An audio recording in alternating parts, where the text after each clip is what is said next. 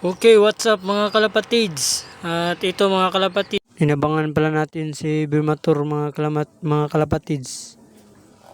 211 kilometer, Dapitan, Mindanao to Cebu.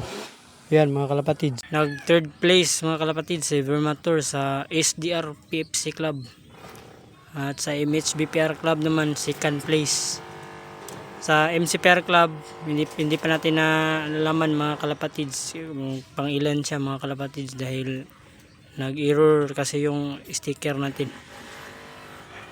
Ayun mga kalapatids, congrats sa mga nakapauwi mga kalapatids. At ito si Birmatur mga kalapatids. At inabangan natin ganyan, tignan natin yung pagdating ni Birmatur mga kalapatids. Tara!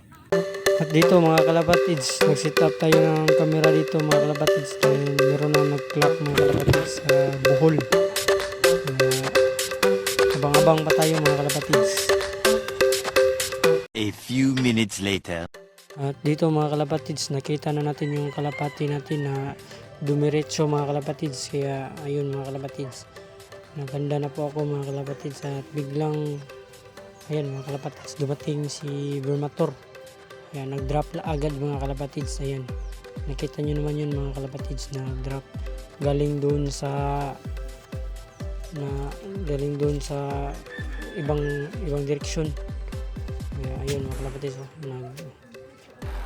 nagbilis pumasok si Birmatur kasi sobrang pagod na siguro niya. Ayan, block natin mga kalapatids at biglang nahulog yung sticker mga kalapatids.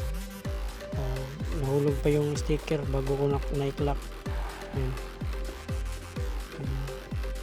At doon mga kalapatids, na simulan ko na yung pag-clock ng ating ibon. At doon nag-speed ng 1,223.